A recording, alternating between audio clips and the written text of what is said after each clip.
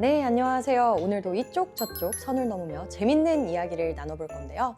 우리의 든든한 김지원 교수님 모셨습니다. 반갑습니다. 네, 어쩜 이렇게 모르는 게 없이 질문만 던지면 모든 답이 나오세요? 굉장히 부담스럽네요. 또. 네, 그리고요. 이분은 평소에 일하실 때 심심해서 어떻게 일하실까? 강인욱 교수님 모셨습니다. 네, 안녕하세요. 보고학자 강인욱입니다. 몇 년 만에 배워요. 네, 한 3, 3년? 네. 그렇죠. 이렇게 어떻게 보면은 죽음에서 새로운 삶을 끄집어내는 직업을 갖고 계신데요.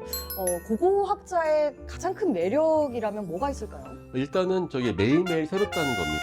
왜냐면은 매일매일 발굴할 때마다 새로운 게 나오잖아요. 네. 조선왕조 실록. 그러면 매일매일 늘어날 리가 없잖아요. 네. 우리는 오늘 뭐가 나올지 모르는 언제나 반전의 매력이 있어. 기대가 됩니다. 그리고 이분은 삶 자체가 선을 막 넘고 계세요. 응급의학과 교수신데요. 또 글을 너무 좋아하셔가지고 이번에 책을 5권째 출판을 하시고요. 남궁인 교수님 모셨습니다. 반갑습니다. 글을 쓰는 원래 시인 데뷔를 하려고 했어요. 근데 시인으로는 실패했는데 응급의학과 전문의가 본업이다 보니까 그래서 응급실의 사연들과 그 응급실에서 바라본 세상을 쓰는 작가로 지금 활동하고 있습니다. 되게 바쁘실 텐데 의사 선생님이시면 언제 글을 쓰시나요? 이제 틈날 때 써야죠. 방금 오늘도 지금 촬영 2시간 전에 퇴근하고 밤새는 당직을 하고 여기 와 있는데요. 이제 돌아가서 또 작가가 돼서 오늘 하루 기록을 해야 합니다.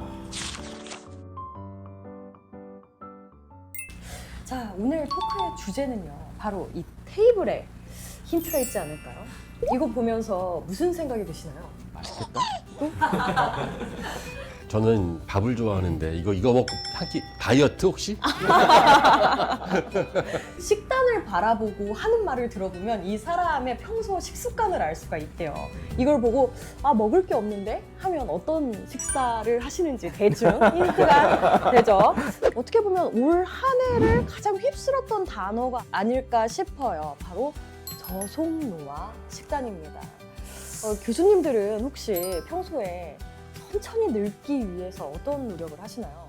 그런 노력을 하고 있는 것 같지 않아요. 일단 저는 야간 당직을 하기 때문에 그 2급 발암 물질입니다. 그래서 이제 또 스트레스를 많이 받으니까 또 이제 술도 한번 마셔야 되고 그다음에 이제 글 쓰느라 스트레스도 받아야 되고 하니까 고속노화를 그야말로 실천하고 있죠. 교수님 뭐 저는- 러닝 이런 거 왠지 하실 것 같은데. 아니요, 굉장히 많은 노력을 하기는 해요.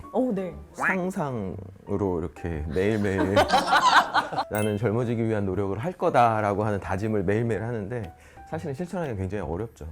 2년 영국에 있을 때 예. 제가 한 2년 가까이 베지테리언으로 생활을 했었는데 네.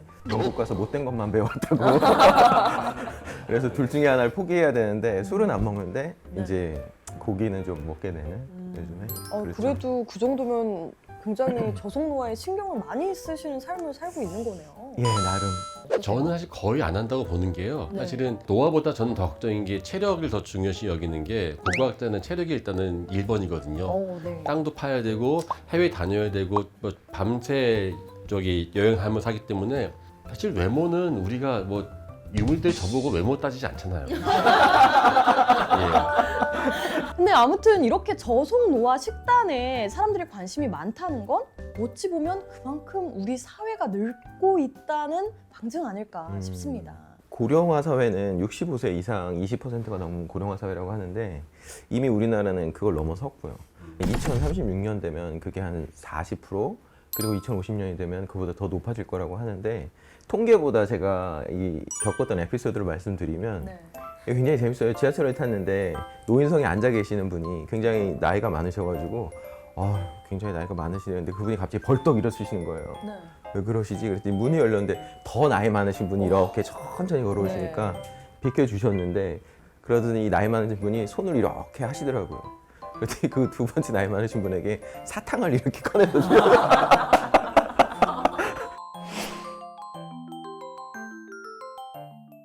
우리나라 나이의 중위값 혹시 아시나요? 중위값. 그러니까 사실 45세 이하면 우리나라에서 젊은 편에 속한다는 거죠. 솔직히 말해서 옛날 같으면 제 나이가 웬만큼 좀 찼다 싶은 나이인데 어딜 가든 아직도 젊은 편에 속하거든요. 그만큼 체감적으로 우리나라가 그만큼 늙고 있구나라는 게 좀 느껴져요. 일하면서요. 병원의 응급실에 있다 보니까 심지어 제가 17년 차예요. 17년 전에 80세 환자가 접수했다. 그러면은 어디 보자 이렇게 됐는데 지금은 80세가 와도 너무 멀쩡하고 건강한 분들이 많으세요. 심지어 90세, 100세도 많고 아예 나이의 개념 자체가 달라지는 게 현장에서 느껴져요. 근데 그런 생각도 들어요. 요즘에 이제 뭐 로봇의 시대로 넘어가고 다른 여러 가지 기술 발전이 일어나면서 이것들도 좀 해결이 되지 않을까라는 생각이 드는데 문제는 동시에 노령화라고 하는 것들이 고령화라고 하는 것들이 기술 발전으로 수명이 더 늘어날 거라는 거죠. 또 고령화 사회가 계속되다 보니까 돌봄 노동이 정말 지독한 노동이에요. 그런 말이 있어요. 아이는 점차 나아져요.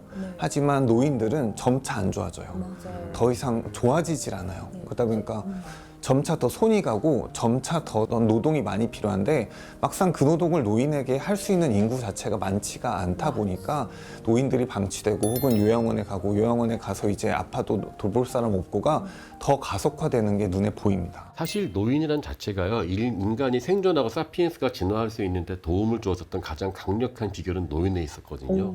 한마디로 노인이 과거에 살아있는 GPT였던 거였죠. 아하. 사실 인간은 단순한 생물학적인 어떠한 진화가 아니라 수많은 지식들을 담아내고 그걸 전달해 줘야 되는데 많은 사람들은 어려서 죽거든요. 네. 남아있는 사람이 그 사회의 모든 지식들을 전달해 주고 가야 되기 때문에 노인을 공경하지 않으면 그 커뮤니티는 필연히 망할 수밖에 없는 그러한 네. 구조였어요.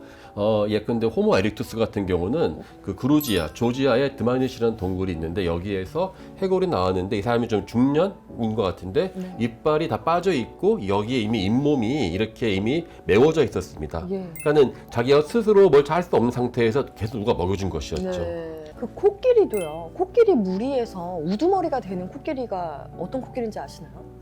가장 나이가 많은 앙컷 코끼리라고 해요. 그러니까 그만큼 지혜와 그런 포용과 리더십을 그 나이 많은 코끼리가 갖고 있다고 생각을 한 거죠. 지금도 그렇지 않나요? 대부분의 아이들이 육아를 할아버지 할머니가 해주시지 않나요? 많이 예. 도와주시죠. 여기서 아마 저는 예전에도 보면은 그때 보면은요 보통 오래 살아야 30살을 살거든요. 네. 오래 살아야 그러면은 한 10명이나 12명 정도 낳아야지만 그래도 간신히 이거 보존되는데 그러면 무슨 말이냐면 현상이 뒤늦게 낳은 아이들은 부모가 케어하기 전에 이미 죽어버려요. 그러면 네. 누가 키우냐? 같은 공동체에 있는 노인들이 걔한테 걔를 키워주는 겁니다. 이게 그 유명한 그 그랜드마더 시어리라고 보통 이야기하죠. 할머니 이론. 네. 어떻게 보면 인간의 삶의 시작과 끝에는 돌봄이 너무 필수적인 것 같아요. 그래서 인류학자 마거릿 미드에게 한 기자가 회장에서 한번 질문을 했다고 해요.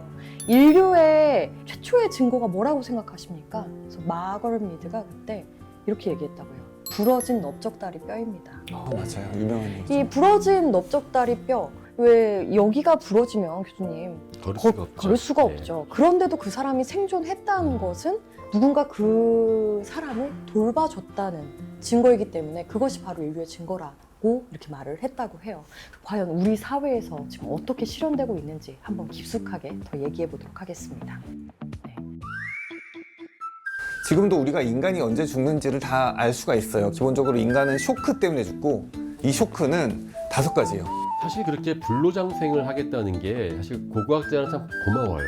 통일하면 북한의 젊은 세대를 수혈해서 전체가 젊어질 거다라고 생각을 하시는데 북한도 마찬가지로 고령화가 일어나고 있어요.